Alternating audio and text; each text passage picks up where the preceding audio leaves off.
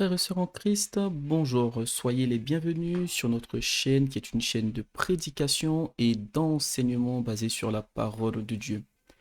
Aujourd'hui, nous sommes dans notre section questions-réponses et la question du jour est comment concilier notre foi et notre tradition, notre culture ou notre coutume. Avant d'aller plus loin, confions ce moment au Seigneur. Seigneur, merci pour ta grâce dans nos vies, que ton règne vienne, que le cœur de tout auditeur et de toute auditrice soit disposé à recevoir ta parole et qu'elle porte du fruit dans nos vies pour ta gloire, par l'œuvre du Saint-Esprit, au nom de Jésus-Christ. Amen. Comment concilier notre foi avec notre tradition, notre culture ou notre coutume? Alors, commençons déjà par définir ce qu'est une tradition rapidement. Lorsqu'on parle de tradition, de coutume ou de culture, on fait référence à un ensemble de règles, de pratiques du passé qui, qui sont transmises de génération en génération. Lorsqu'on parle de coutume, on fait référence à la tradition. La plupart du temps, ce sont des synonymes.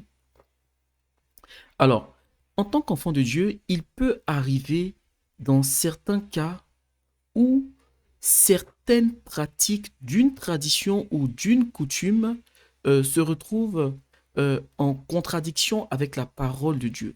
La tradition n'est pas mauvaise, la coutume n'est pas mauvaise, et ça, je veux le dire d'entrée. Mais dans nos traditions, qu'on soit d'une tradition africaine, européenne ou asiatique, dans nos traditions, nous avons des choses qui sont bonnes. Et dans nos traditions, nous avons des choses qui vont à l'encontre de la parole de Dieu. Donc, lorsqu'on donne notre vie au Seigneur Jésus-Christ, comment est-ce qu'on se comporte face à ces traditions, face à nos coutumes? Pour cela, nous allons commencer par voir euh, la source de nos traditions. Nos traditions peuvent avoir deux différentes sources. Soit une source physique, soit une source spirituelle. Et donc, on va prendre des passages bibliques. On commence déjà par la source physique. Dans Juges chapitre 11, versets 39 à 40, il est écrit « Au bout de 2 mois, elle revint vers son père, et il accomplit sur elle le vœu qu'il avait fait. Elle n'avait point connu d'homme.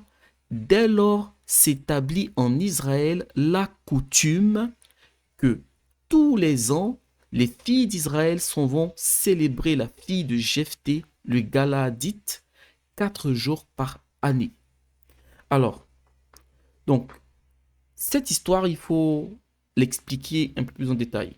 Il y a un homme en Israël, donc là nous sommes dans la période des juges, avant même qu'il n'y ait de roi en Israël. Et donc, il n'y avait pas encore de roi en Israël, il y avait donc des juges. Et il y a un homme qui s'appelait Jephthé. Israël était assailli, Israël était attaqué. Et Jephthé était l'homme que Dieu avait choisi pour apporter la libération en Israël. Mais Jephthé n'avait pas d'intimité profonde avec le Seigneur. Et donc, lorsque Jephthé partait pour combattre en faveur d'Israël, Jephthé a fait une prière. Jephthé a dit à l'Éternel, là où je vais combattre, si tu me donnes la victoire et que je reviens en vie, la première personne qui sortira du camp, euh, qui viendra à ma rencontre, eh bien, cette personne-là, je te la sacrifierai. Il est important de noter que Dieu n'avait jamais demandé de sacrifice humain, ni à Jephthé, ni à une autre personne. Abraham, lorsque Dieu a demandé à Abraham, donne-moi ton fils unique, c'était pour l'éprouver. Et on a vu, Isaac n'était pas mort. Voilà. Donc, lorsque Jephthé a fait cette prière, Jephthé est parti en guerre, Jephthé est revenu en vie. Et lorsqu'il était sur le chemin du retour, c'est sa fille, son unique fille, qui est venue à son encontre. Et donc, il s'est senti comme pris par ses paroles, par son vœu qu'il avait fait. Et il a sacrifié sa fille. Il a tué sa fille. Et avant de tuer sa fille, elle lui a dit, comme je n'ai pas encore connu d'homme, laisse-moi aller pleurer ma virginité sur la montagne et revenir. Quand je reviendrai, tu pourras me tuer. Et donc, c'est ce qui s'est fait. Et donc, après cette situation, euh, Juge chapitre 11, verset 40, verset 39 nous dit, dès lors s'établit en Israël la coutume que tous les ans, les filles d'Israël s'en vont célébrer la fille de Jephthé, le Galadite, 4 jours par an. Donc là, on voit qu'il y a eu une histoire, il y a eu un événement, et suite à cet événement-là, une coutume est née. Eh bien, très souvent, lorsque nous avons nos coutumes, frères et sœurs, il est important de connaître la source de nos coutumes. Si vous n'avez pas l'info, demandez à vos parents ou à vos grands-parents ce qu'on fait là. Quelle est la source de cette coutume? Donc là, on est dans une situation avec Jephthé où la source est un événement physique. Donc, aujourd'hui, le chrétien qui donne sa vie à Dieu, il est israélite, qu'est-ce qu'il fait? Est-ce qu'il va continuer de fêter la fille de Jephthé 4 jours par an? La fille de Jephthé n'est plus. La Bible nous dit que Dieu n'est pas Dieu des morts, mais Dieu des vivants. Donc tout ce qu'on fait en l'honneur des morts, la Bible nous dit clairement que Dieu est le Dieu des vivants. Alors, passons maintenant à un exemple de la parole de Dieu qui nous montre que les coutumes peuvent avoir aussi des sources spirituelles. Par source spirituelle, on entend que c'est pas un événement physique qui s'est déroulé, mais c'est une pratique qui est suivie en l'honneur de divinité, en l'honneur d'esprit, en l'honneur des ancêtres ou autres. Alors, 2 Rois chapitre 17 verset 2 Rois chapitre 17 verset 8 et verset 16. Lisons ces versets-là. Verset 8, ils suivirent les coutumes des nations que l'Éternel avait chassées devant les enfants d'Israël et celles que les rois d'Israël avaient établies. On passe au verset 16. Donc ici, le « il » fait référence au peuple d'Israël. Ils abandonnèrent tous les commandements de l'Éternel, leur Dieu. Ils se firent de veaux en fonte. Ils fabriquèrent des idoles d'Astarté.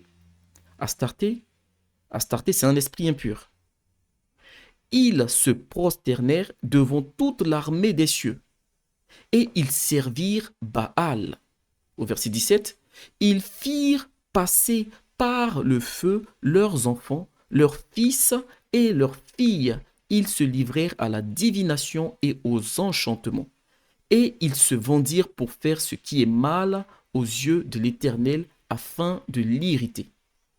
Vous voyez, frères et sœurs, voici l'un des passages bibliques qui nous dit au verset 8, 2 Rois chapitre 17 verset 8, Israël suivirent les coutumes des nations que l'Éternel avait chassées devant les enfants d'Israël. Ça veut dire que lorsque Dieu a dit à Israël qu'il lui donnera la terre promise, Dieu a été fidèle à sa promesse. Mais lorsqu'Israël est arrivé sur la terre promise, dans certains endroits, le territoire était habité. Il n'y avait pas personne. Et donc, Dieu a donné la victoire à Israël sur les nations qui étaient sur ces territoires. Parce que nous étions dans un temps de conquête. Eh bien, lorsqu'Israël a pris le territoire, Israël avait vu les pratiques des nations que Dieu avait chassées. Et Israël s'est mis à pratiquer ces choses-là. Et donc, ils ont suivi les coutumes de ces nations. Et ça a tiré sur eux des choses pas bien. Alors, la Bible nous dit au verset 16, « Ils fabriquèrent des idoles d'Astarté. Ils se prosternèrent devant toute l'armée des cieux. » Qui est l'armée des cieux? Ce ne sont pas les anges. L'armée des cieux, ce sont les puissances des ténèbres qui sont situées au deuxième ciel. C'est de ça que Paul parle lorsque Paul dit « Nous n'avons pas à lutter contre la chair et le sang, mais contre les autorités, les dominations, les esprits méchants dans les airs, dans les lieux célestes. » Eh bien, dans les lieux célestes, il y a une organisation satanique, démoniaque, diabolique qui est en place. Et donc, il y a des traditions aujourd'hui, des coutumes aujourd'hui, où dans certaines tribus, certaines personnes font des choses en l'honneur de tel esprit, en l'honneur de telle entité spirituelle. Et souvent, Ce sont des dominations. Souvent, ce sont des esprits impurs. Et donc, il y a des pratiques dans des coutumes qui sont adressées au monde spirituel, qui ne font pas suite à un événement particulier, comme on a vu avec la fille de Jephthé, mais qui sont directement adressées à des esprits. Voilà. Donc, on a vu nos deux sources deux sources de tradition, de coutume. Maintenant, il faut savoir une chose, frères et sœurs.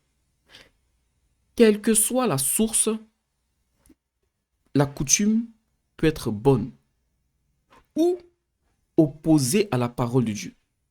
Lorsqu'elle est opposée à la parole de Dieu, en tant que chrétien, elle devient un danger pour nous. En tant que chrétien, nous ne devons avoir aucun contact avec un esprit sans passer par le Seigneur Jésus-Christ. C'est-à-dire que si un ange doit se révéler à nous, c'est le Seigneur Jésus-Christ qui nous le révèle. C'est lui qui autorise tout. Donc, s'il y a une révélation d'un esprit quelconque et que le Saint-Esprit, le Seigneur Jésus-Christ ne l'approuve pas, danger.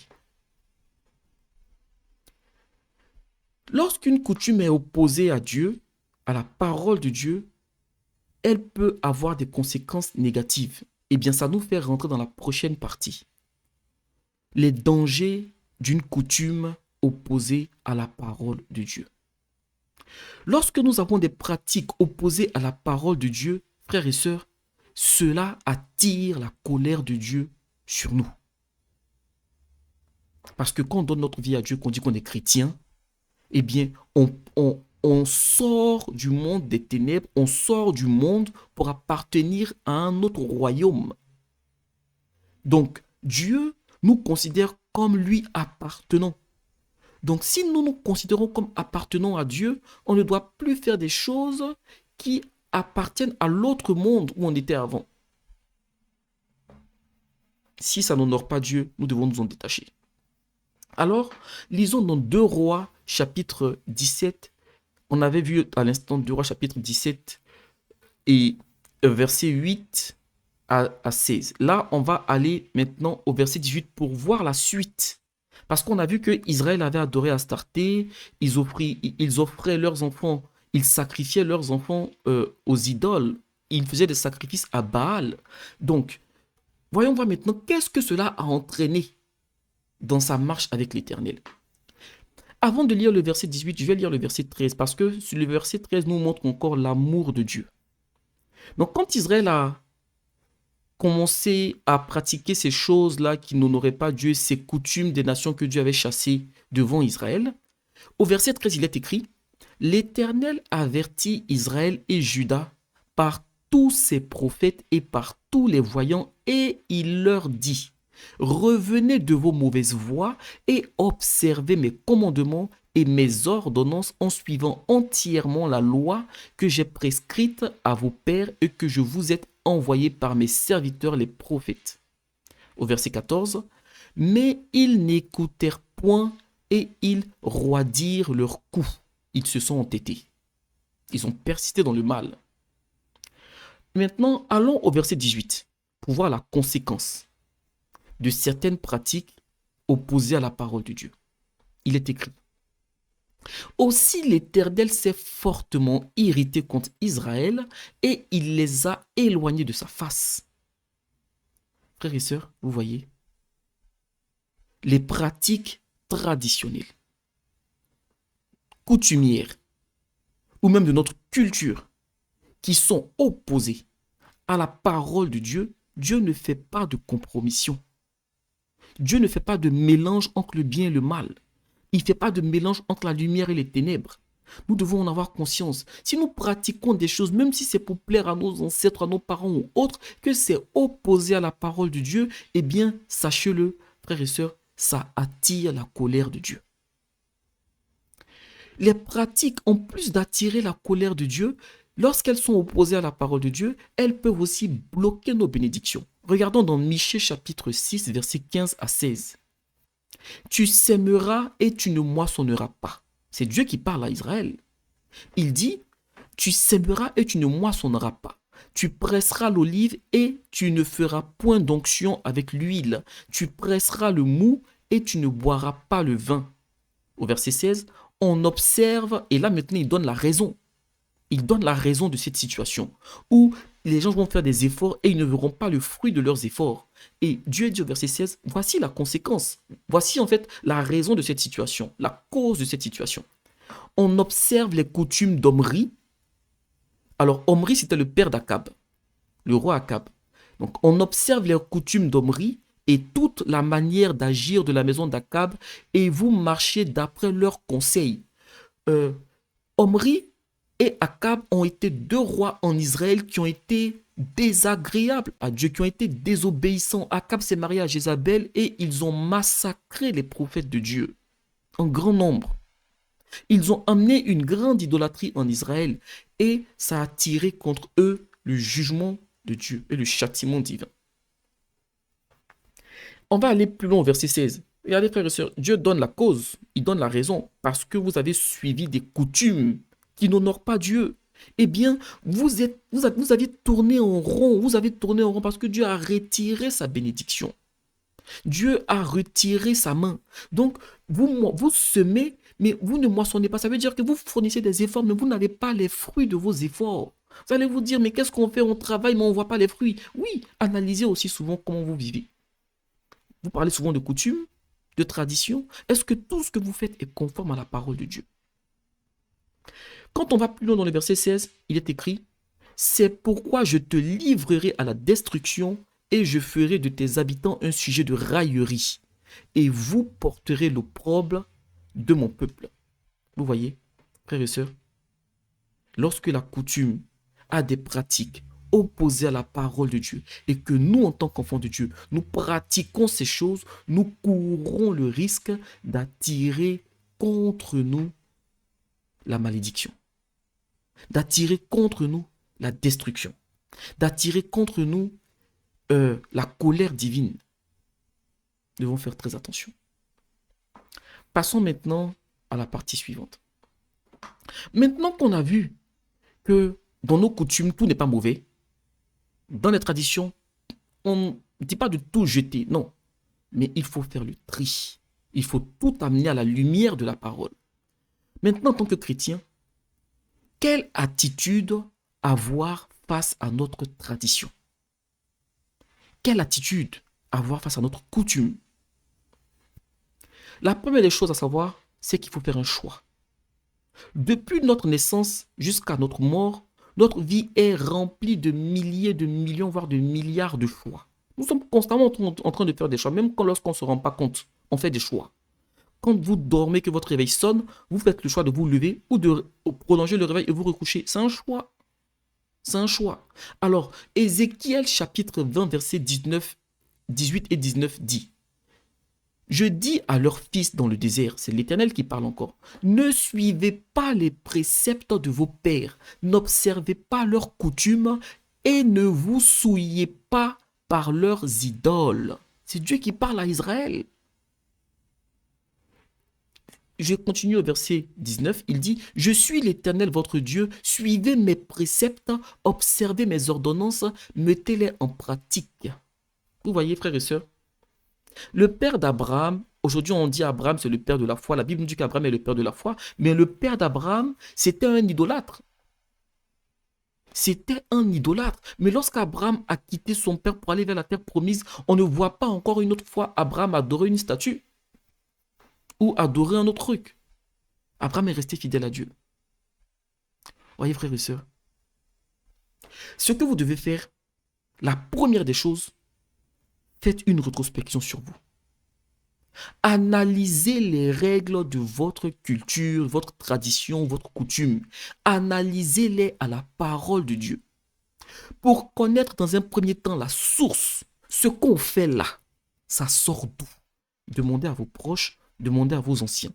Cette pratique qu'on a dans notre famille ou même ça sort d'où?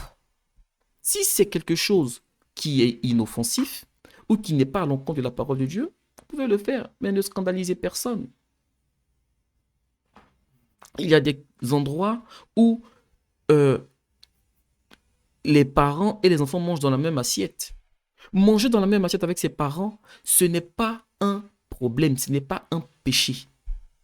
Il y a certains endroits où, même lorsqu'une personne est en train de faire à manger, elle sent la nourriture. Ou même quand c'est à table, d'autres reniflent la nourriture. Ça ne choque personne. Mais il y a d'autres endroits où ça choque. Sentir la nourriture quand elle est à table, c'est pas un péché. Mais si vous êtes dans un endroit, faut faire preuve de sagesse. Vous êtes dans un endroit où vous savez que ça choque, ne reniflez pas la nourriture. C'est un exemple parmi tant d'autres. Vous voyez. Donc, lorsque la coutume n'est pas à l'encontre de la parole de Dieu, regardez autour de vous et assurez-vous qu'elle ne scandalise pas les autres. Vous voyez, je ne dis pas de renier sa coutume, mais quand elle va à l'encontre de la parole de Dieu, faites le choix de la parole de Dieu. Faites le choix de la parole de Dieu. Nous devons toujours choisir la parole de Dieu. Maintenant, il faut le faire en connaissance de cause. Et ça, je vais mettre l'accent dessus. Frères et sœurs, si vous avez une vie chrétienne, ne jouez pas ou ne jouons pas avec le Saint-Esprit. Je ne dis pas que personne ne pêche, mais ne vivons pas dans le péché. Si ça arrive qu'on chute, on demande pardon. La Bible dit que le juste tombe 7 fois l'Éternel le relève. Si ça arrive qu'on chute, on demande pardon au Seigneur. Le Seigneur nous relève dans son amour, dans sa grâce. Et on essaie de marcher droit pour ne plus rechuter. Vous voyez. Maintenant, si vous vivez dans le péché, concubinage ou autre, et que vous voulez aller à l'encontre de certaines choses spirituelles, vous ne serez pas prêt à faire face aux répercussions. Parce que oui, il peut y avoir des répercussions. Il y a des endroits où, quand on n'était pas chrétien, on avait des totems. Moi, j'avais un totem quand je n'étais pas encore chrétien. Mais quand j'ai donné ma vie à Dieu, mais je n'ai plus de totem. Il y a des aliments que je ne vais pas manger. Je ne sais même pas ça sort d'où. Et j'ai donné ma vie à Dieu, je mange tout, sauf si c'est quelque chose que je digère mal. Ou quelque chose que je n'aime pas. Vous voyez? Mais quand ces choses-là ont des sources spirituelles et ces choses-là sont suivies de génération en génération, ça fait 500 ans que c'est dans votre famille ou dans votre tribu, que vous voulez vous lever contre ça, soyez en règle avec Dieu. Comme ça, quand les répercussions viendront, le Seigneur va vous protéger, il va vous sortir de tout problème. C'est pourquoi la Bible nous dit que Dieu attend qu'on vit dans la sanctification du corps, de l'âme et de l'esprit. Par moment, vous allez penser que votre vie est bloquée parce que c'est une attaque spirituelle ou parce que c'est le péché. Souvent même, c'est même pas le péché. Souvent, c'est juste que vous pratiquez des choses de la coutume que Dieu n'aime pas. Pourtant, vous lui appartenez. Vous voyez, nous devons faire attention à ça. Et je finis sur un cas particulier concernant le mariage. Aujourd'hui, il y a beaucoup de mariages mixtes. Quand je dis mixte, je ne fais pas seulement référence au mariage de couleur, c'est-à-dire un blanc, un noir, un européen, un africain. Non, mariage mixte, c'est-à-dire que même en Afrique, deux pays de l'Afrique noire, deux pays différents, ça peut être aussi appelé mariage mixte. Ils peuvent avoir des cultures complètement différentes. Souvent même dans le même pays, des gens du nord et des gens du sud peuvent avoir des cultures différentes. Certaines choses peuvent être normales au nord et inadmissibles au sud. Donc, quand on parle ici de mariage mixte, il faut savoir que déjà, quand vous êtes célibataire, vous devez analyser votre culture. Mais si vous rentrez avec votre culture dans un couple, dans une alliance de mariage, c'est un problème qu'il faut gérer dans le couple. Et pour gérer ce problème, les deux personnes, les deux conjoints doivent vouloir se soumettre à la volonté de Dieu au détriment de leurs coutumes. Tout le monde n'arrive pas à le faire. Il y a des personnes qui donnent leur vie à Dieu, mais la coutume est tellement présente que, bon, pour ne pas faire des choses d'une certaine façon, ils décident soit de faire une compromission ou de faire un peu de coutume et puis après demander pardon à Dieu puis venir. Bon, nous devons être tranchants en tant qu'enfants de Dieu. C'est pas facile. Ce n'est pas facile. Et ce que Dieu a fait aussi à la croix pour nous, ce n'est pas facile. Donc, si c'est dans le couple et que vous avez des cultures opposées ou des cultures pas nécessairement opposées, mais qui ne passent pas chez l'un ou chez l'autre, tous les deux, vous devez vous soumettre à la parole de Dieu. Parce que la coutume, c'est un ensemble de règles. La parole de Dieu aussi, c'est un ensemble de règles. Donc, si tous les deux se soumettent à la parole de Dieu, quelles que soient les difficultés, l'Éternel va les relever. Et j'ai fini sur un exemple, sur un témoignage d'un frère et une sœur qui sont mariés.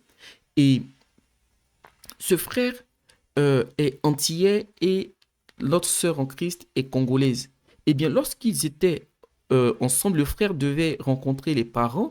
Le père de la sœur voulait faire une certaine pratique par rapport aux ancêtres. On ne dit pas de manquer de respect aux parents, mais le frère en Christ a eu une très bonne attitude et il a dit au père, papa, euh, nous sommes devenus chrétiens. Je paraphrase avec mes mots, mais l'idée, elle est là en fait. Nous sommes devenus chrétiens et Jésus-Christ est déjà celui qui règne dans notre couple. Vous voyez? Tout en étant respectueux. Le Seigneur a conduit les choses, le Père a compris et il a respecté la volonté du frère et de sa fille.